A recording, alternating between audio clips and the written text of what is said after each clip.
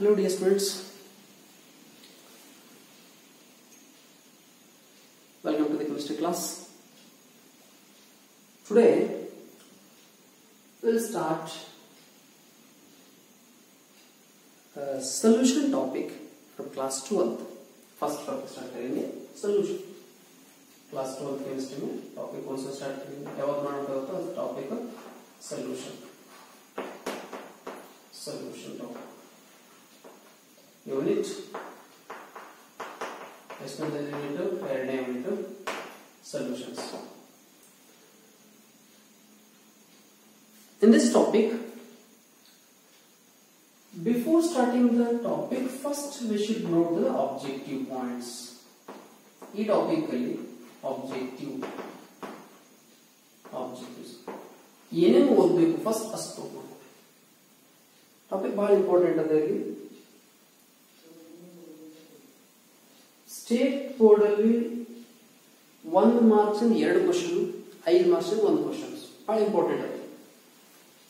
1 marks 2 questions they are going to ask, 5 marks 1 question ಬಂದಿರುತ್ತೆ. Usually ಇಲ್ಲಿ question number 1 and question number 2 ಕೇಳ್ತಾರೆ. ಇಲ್ಲಿ question number 28 question number 28 ಇರುತ್ತೆ. 5 marks direct questions ಇರಂಗಿಲ್ಲ. ಇಲ್ಲಿ compulsory 3+2 frame ಮಾಡ್ತಾರೆ question. 3+2 question number 28, question number 1, question number 2.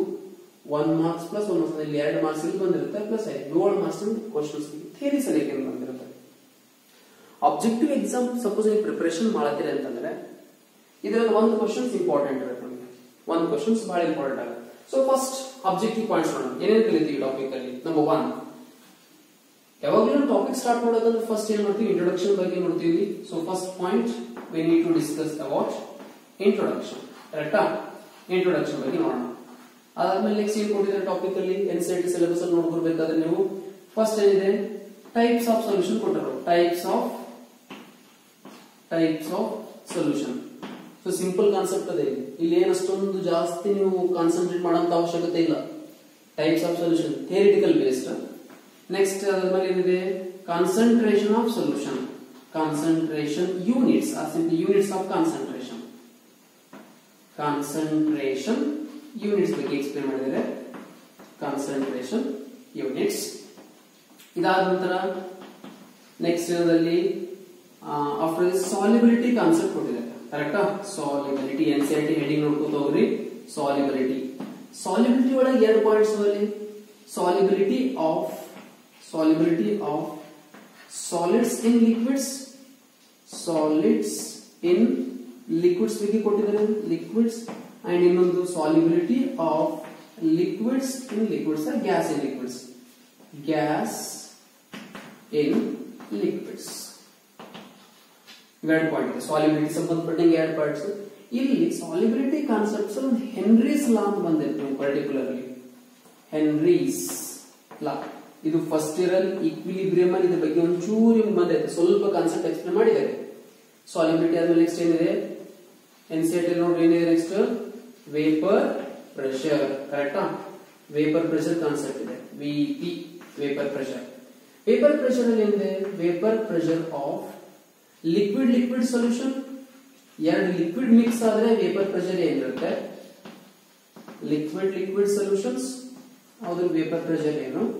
ಮತ್ತೊಂದು vapour pressure of liquid ಆದ್ಮೇಲೆ ನೆಕ್ಸ್ಟ್ ಏನಿದೆ, ಸಾಲಿಡ್ ಲಿಕ್ವಿಡ್. ಒಂದು ಸಾಲಿಡ್ ಲಿಕ್ವಿಡ್ ಅಲ್ಲಿ ಮಿಕ್ಸ್ ಮಾಡಿದ್ಮೇಲೆ ಅದ್ರ ವೇಪರ್ ಪ್ರೆಷರ್ ಏನ್ ಬರುತ್ತೆ, ಅವೆರಡು ಸಂಬಂಧಪಟ್ಟ ಒಂಚೂರು ಕಾನ್ಸೆಪ್ಟ್ ಇದೆ. ಅದಾದ್ಮೇಲೆ ideal solution, non ideal solution. Ideal and non ideal solution. ಕರೆಕ್ಟಾ? Ideal solution, non ideal. Again ಇಲ್ಲಿ ಮತ್ತೆ ನಾನ್ ಐಡಿಯಲ್ ಸೊಲ್ಯೂಷನ್ ಒಳಗಡೆ ಪಾಸಿಟಿವ್ ಡಿವಿಷನ್, ನೆಗೆಟಿವ್ ಡಿವಿಷನ್ ಅಂತ ನಿಮ್ಗೆ ಹೆಡಿಂಗ್ ಇರುತ್ತೆ. ಅದಾದ್ಮೇಲೆ ಅಜಿಯೋಟ್ರೋಪಿಕ್ ಮಿಕ್ಸ್ಚರ್. ಅಜಿಯೋಟ್ರೋಪಿಕ್ ಮಿಕ್ಸ್ಚರ್ ಬಗ್ಗೆ ಕಾನ್ಸೆಪ್ಟ್ ಕೊಟ್ಟಿದೆ. ಇದಾದ್ಮೇಲೆ next important, the most important part of this lesson ಏನಿದೆಪ್ಪ ಅಂದ್ರೆ ಕಾಲಿಗೇಟಿವ್ ಪ್ರಾಪರ್ಟಿ ಬಗ್ಗೆ ಸ್ಟಡಿ ಮಾಡೋದು. Colligative properties. ಇದು ಮೋಸ್ಟ್ ಇಂಪಾರ್ಟೆಂಟ್ ಕಾಲಿಗೇಟಿವ್ ಪ್ರಾಪರ್ಟೀಸ್. ಇಲ್ಲಿ ಒಂದು 4 ಸ್ಟಾರ್ ಮಾರ್ಕ್ ಹಾಕಬೇಕು ಇಲ್ಲಿ ಬೇಕಂದ್ರೆ. ಕಾಲಿಗೇಟಿವ್ ಪ್ರಾಪರ್ಟೀಸ್ ಮೇಲೆ ಥಿಯರಿ ಎಕ್ಸಾಮ್ಸ್ ಅಲ್ಲಿಂದ 3 ಮಾರ್ಕ್ಸ್ ಒಂದು ನ್ಯೂಮರಿಕಲ್ ಪ್ರಾಬ್ಲಮ್ಸ್ ಕೊಡ್ತಾರೆ. 3 ಮಾರ್ಕ್ಸ್ ಫಿಕ್ಸ್ ಇದೆ ನ್ಯೂಮರಿಕಲ್. ಇದರಲ್ಲಿ 4 ಪ್ರಾಪರ್ಟೀಸ್ ಬಂದಿವೆ. ಫಸ್ಟ್ ಒಂದು ಯಾವುದು? Relative lowering vapour pressure. Relative lowering in vapour pressure. ಇದಕ್ಕೆ ಶಾರ್ಟ್ ಆಗಿ RLVP ಅಂತ ಬರೆಯುತ್ತೆ ನಾನು. RLVP ಅಂತ ಬರ್ತೇನೆ, relative lowering vapour pressure.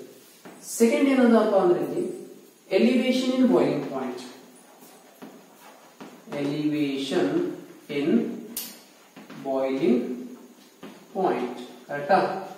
Elevation in boiling point delta T ಅಂತ ರೆಪ್ರೆಸೆಂಟ್ ಮಾಡಿದ್ದಾರೆ ನೋಡ್ರಿ ಇಲ್ಲಿ. ಅದಾದ್ಮೇಲೆ ಥರ್ಡ್ ಏನದ? Depression in freezing point. Depression in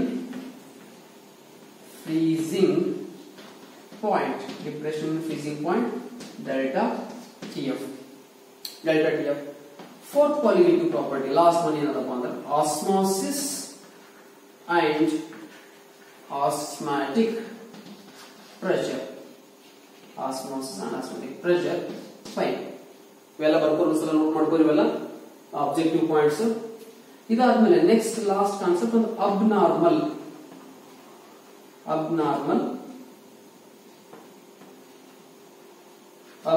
molar mass ಗೆ ಕೊಟ್ಟಿದ್ದಾರೆ. ಮೋಲಾರ್ ಮಾಸ್ ಎಷ್ಟು ಕಾನ್ಸೆಪ್ಟ್ ಅಲ್ಲ, ಸಿಂಪಲ್ ಕಾನ್ಸೆಪ್ಟ್ ಅದ ಸೊಲ್ಯೂಷನ್ ಟಾಪಿಕ್. ಇದರಲ್ಲಿ ನಿಮಗೆ 7 ಮಾರ್ಕ್ಸ್ ಕ್ವಶನ್ ಥಿಯರಿಯಲ್ಲಿ ಕವರ್ ಆಗುತ್ತೆ. 7 ಮಾರ್ಕ್ಸ್ಗೆ 1 ಮಾರ್ಕ್ಸ್ 2 ಕ್ವಶನ್ಸ್ ಬರ್ತವೆ, question number 1 and 2. 5 marks 1 question fix ಇರುತ್ತೆ, ಅದು ಕ್ವಶನ್ ನಂಬರ್ 28 ಅಲ್ಲಿ ಕೇಳಿದ್ರೆ ನೀವು maximum previous year question paper ತೆಗೆದುಕೊಂಡ್ರಿ 2014 ಹಿಡ್ಕೊಂಡು ಇಲ್ಲಿವರೆಗೂ ಎಲ್ಲಾ ಪೇಪರ್ ಅಲ್ಲಿ ಸಪ್ಲಿಮೆಂಟರಿ ಪ್ಲಸ್ ಮೇನ್ ಎಕ್ಸಾಮ್ ಅಲ್ಲಿ ಕ್ವಶನ್ ನಂಬರ್ 28 ತೆಗೆದು ನೋಡ್ರಿ, ಸೊಲ್ಯೂಷನ್ ಟಾಪಿಕ್ ಮೇಲೆ ಬರುತ್ತೆ. ಯಾವುದೋ ಒಂದು ವರ್ಷ ಕ್ವಶನ್ಸ್ ನ ಶಫಲ್ ಮಾಡ್ಕೊಟ್ಟಿದ್ದಾರೆ ಮೇಲೆ ಕೆಳಗೆ. ಇಲ್ಲ ಅಂತಂದ್ರೆ ಎಲ್ಲಾ ಕೇಸಲ್ಲಿ ಕ್ವಶನ್ ನಂಬರ್ 28 ಗೆ ನಿಮ್ಗೆ ಸಿಕ್ಕಿರುತ್ತವೆ. ಅಂಡ್ ಈ 28 ಕ್ವಶನ್ ಸ್ಪ್ಲಿಟ್ ಮಾಡಿರ್ತಾರೆ. ಡೈರೆಕ್ಟ್ 5 ಮಾರ್ಕ್ಸ್ ಇರಂಗಿಲ್ಲ, 3+2. ಈ 3 marks questions 3 marks questions compulsory problems ಕೇಳ್ತಾರೆ. ಆ ಪ್ರಾಬ್ಲಮ್ಸ್ ಇವು 4 ಕ್ವಾಲಿಟೇಟಿವ್ ಪ್ರಾಪರ್ಟೀಸ್ ಮೇಲೆ ಇದಿರುತ್ತೆ ನೀವು ಕಂಪಲ್ಸರಿ. ಸೊ ಇವು 4 ಕ್ವಾಲಿಟೇಟಿವ್ ಪ್ರಾಪರ್ಟೀಸ್ ಒಂದೊಂದು ಫಾರ್ಮುಲಾಸ್ ಬರ್ತವೆ. ಆ ಒಂದು ಫಾರ್ಮುಲಾ ನೆನ್ಪಿಟ್ಕೋಬೇಕು ಫಾರ್ಮುಲಾ. ಯಾಕಂದ್ರೆ ಎಲ್ಲಾ ಡಾಟಾ ಅವರೇ ಕೊಡ್ತಾರೆ, ಸಬ್ಸ್ಟಿಟ್ಯೂಷನ್ ಕ್ಯಾಲ್ಕುಲೇಷನ್ ಮಾಡೋದು ನಿಮಗೆ ಬಿಟ್ಟಿರೋದು ಹೆಂಗ್ ಮಾಡ್ತೀರಿ ಅಂತ. ಸೊ ಪ್ರಾಕ್ಟೀಸ್ ಮಾಡ್ಬೇಕು. ಅಬ್ನಾರ್ಮಲ್ ಮೋಲಾರ್ ಮಾಸ್ ನಲ್ಲಿ ಆಬ್ಜೆಕ್ಟಿವ್ ಕ್ವಶನ್ ಸ್ವಲ್ಪ ಪ್ರಿಫರ್ ಮಾಡ್ತಾರೆ. ಇದು ಸ್ವಲ್ಪ ನಿಮಗೆ ಹೈಯರ್ ಲೆವೆಲ್ ಸ್ವಲ್ಪ ಬರುತ್ತೆ, ಥೋड़ा ಡಿಫಿಕಲ್ಟ್ ಆಗುತ್ತೆ ಕಂಪೇರಿಟಿವ್ 4. ಬಟ್ ಕ್ವಶನ್ಸ್ ಅನಲೈಸ್ ಮಾಡಿ ಸಾಲ್ವ್ ಮಾಡೋದು ನಿಮ್ಮಲ್ಲಿ ಬಿಟ್ಟಿದೆ. ಇಲ್ಲಿ 3 ಮಾರ್ಕ್ಸ್ ಇಲ್ಲೂ ಇದೆ. ಇಲ್ಲಿ 2 ಮಾರ್ಕ್ಸ್ ಏನ್ ಕೇಳ್ತಾರೆ? ಈ ಪಾರ್ಟ್ ಕೇಳ್ತಾರೆ. Ideal and non ideal solution 2 marks questions ಕೇಳಬಹುದು. ರೈಟ್ ದ ಡಿಫರೆನ್ಸ್ ಅಂತ ಹೇಳಿ. ಇಲ್ಲ ನಾನ್ ಐಡಿಯಲ್ ಅಲ್ಲಿ 2 ಟೈಪ್ಸ್ ಇದೆ ನಿಮಗೆ. ಒಂದು ಪಾಸಿಟಿವ್ ಡಿವಿಯೇಷನ್ ಕೇಳ್ತಾರೆ, ಇನ್ನೊಂದು ನೆಗೆಟಿವ್ ಡಿವಿಯೇಷನ್ ಅಂತ. ಇವೆರಡು ಡಿಫರೆನ್ಸ್ ಕೇಳಬಹುದು ನೀವು 2 ಮಾರ್ಕ್ಸ್ ಗೆ. 2 ಮಾರ್ಕ್ಸ್ ಕ್ವಶನ್ಸ್ ಈ ಪಾರ್ಟ್ ಅಲ್ಲಿ ಬಂದಿರುತ್ತೆ. 2 ಮಾರ್ಕ್ಸ್ ಇಲ್ಲಿ ಬರುತ್ತೆ, 3 ಮಾರ್ಕ್ಸ್ ಕ್ವಶನ್ ಇಲ್ಲಿ ಬರ್ತಾವ. ಇನ್ನು ಇಲ್ಲಿ ಬಿಟ್ಟರೆ ಮತ್ತೆ ಎಲ್ಲಿ ಬರ್ಬೋದು? ಹೆನ್ರೀಸ್ ಲಾ ಮೇಲೆ 1 ಮಾರ್ಕ್ಸ್ ಕ್ವಶನ್ ಇಲ್ಲಿ ಕೇಳಬಹುದು. ವೇಪರ್ ಪ್ರೆಷರ್ ಕಾನ್ಸೆಪ್ಟ್ ಮೇಲೆ ರೌಲ್ಟ್ಸ್ ಲಾ ಅಂತ ಬಂದಿರುತ್ತೆ ನಿಮಗೆ. ರೌಲ್ಟ್ಸ್ ಲಾ ಇವ್ರ 2 ಮೇಲೆ ಸ್ಟೇಟ್ಮೆಂಟ್ ಕೇಳಬಹುದು ನೀವು 1 ಮಾರ್ಕ್ಸ್ ಗೆ. ಇಲ್ಲಾಂದ್ರೆ 2 ಮಾರ್ಕ್ಸ್ ಇಲ್ಲಿ 2 ಮಾರ್ಕ್ಸ್ ಪ್ರಾಬ್ಲಮ್ ಕೇಳೋ ಚಾನ್ಸಸ್ ಅವ. ಈ ಪಾರ್ಟ್ಸ್ ಅಲ್ಲಿ concentration of units, some basic concepts ಅಲ್ಲಿ ಏನ್ ಓದಿರಿ, ಮೊಲ್ಯಾರಿಟಿ, ನಾರ್ಮಾಲಿಟಿ, ಮೋಲ್ ಫ್ರಾಕ್ಷನ್, ಅದ್ರ ಮೇಲೆ ಕ್ವಶನ್ಸ್ ಅವ. 1 ಮಾರ್ಕ್ಸ್ ಇಲ್ಲ 2 ಮಾರ್ಕ್ಸ್ ಕ್ವಶನ್ ಇಲ್ಲೂ ಕೇಳೋ ಚಾನ್ಸಸ್ ಇರುತ್ತೆ ನಿಮಗೆ. ಇಂಟ್ರೊಡಕ್ಷನ್ ಟೈಪ್ಸ್ ಆಫ್ ಸೊಲ್ಯೂಷನ್ ಅಲ್ಲಿ ನಿಮ್ಗೆ ಕ್ವಶನ್ ಜಾಸ್ತಿ ಪ್ರಿಫರ್ ಮಾಡಂಗಿಲ್ಲ, ಅಲ್ಲಿ ಕ್ವಶನ್ಸ್ ಬರಂತದಿಲ್ಲ. ನನ್ನ ಎಕ್ಸ್ಪೆಕ್ಟೇಷನ್ ಪ್ರಕಾರ ಅಲ್ಲಿ ಯಾವ ಬರಂಗಿಲ್ಲ ಅನ್ಕೋತೀನಿ. ಕಾನ್ಸಂಟ್ರೇಷನ್ ಆಫ್ ಯೂನಿಟ್ ಮೇಲೆ 1 ಮಾರ್ಕ್ಸ್ ಕ್ವಶನ್ ಕೇಳಬಹುದು, 2 ಮಾರ್ಕ್ಸ್ ಕ್ವಶನ್ ಕೇಳಬಹುದು, ಇನ್ನು 3 ಮಾರ್ಕ್ಸ್ ಕ್ವಶನ್ ಪ್ರಿಫರ್ಡ್ ಇಲ್ಲ. 1 or 2 ಮಾರ್ಕ್ಸ್ ಕ್ವಶನ್ ಇಲ್ಲಿ ಬಂದಿರ್ತಾರೆ. ಸಾಲಿಬಿಲಿಟಿ ಕ್ವಶನ್ಸ್ ಕೇಳೋ ಚಾನ್ಸಸ್ ಇದೆ. ವೇಪರ್ ಪ್ರೆಷರ್ ಕ್ವಶನ್ಸ್ ಕೇಳ್ತಾರೆ ನಿಮಗೆ. ಐಡಿಯಲ್ ನಾನ್ ಐಡಿಯಲ್ ಕ್ವಶನ್ಸ್ ಬಂದಿರುತ್ತೆ. ಇಲ್ಲಿ 1 ಮಾರ್ಕ್ಸ್ ಕ್ವಶನ್ಸ್ ಈ ಪಾರ್ಟ್ ಅಲ್ಲೂ ಕ್ವಶನ್ಸ್ ನಿಮ್ಗೆ ಕೇಳಬಹುದು. ಇಲ್ಲಿ ಜಸ್ಟ್ 1 ಮಾರ್ಕ್ಸ್.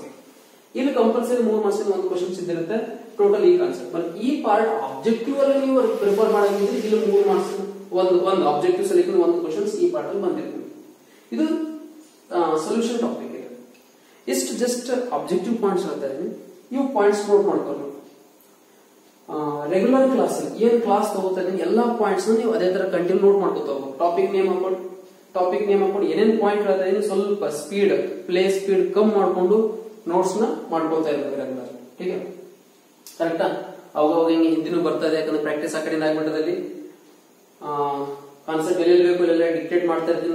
ನೋಟ್ಸ್ ನೀಟಾಗಿ ಬರ್ಕೋಬೇಕು. ಪ್ಲಸ್ ಸಾಲ್ವ್ ಮಾಡೋದು, ಜಾಸ್ತಿ ಪ್ರಾಬ್ಲಮ್ಸ್ ನೀವು ಸಾಲ್ವ್ ಮಾಡೋದು. ಫಿಸಿಕಲ್ ಕೆಮಿಸ್ಟ್ರಿ ಬಂತಂದ್ರೆ ನ್ಯೂಮರಿಕಲ್ಸ್ ಇದ್ದಿರ್ತವೆ. NCERT in textbook exercise ಏನ್ ಕೊಟ್ಟಿದ್ರೆ ಅಷ್ಟನ್ನು ಸಾಲ್ವ್ ಮಾಡಬೇಕು. ಪ್ಲಸ್ ನೀವು ಬೇರೆ ಬೇರೆ ಕ್ವಶನ್ಸ್ ಇತ್ತು ಅವನು ಸಾಲ್ವ್ ಮಾಡ್ಕೊಂಡು ಹೋಗಬೇಕು. ಆಯ್ತಾ?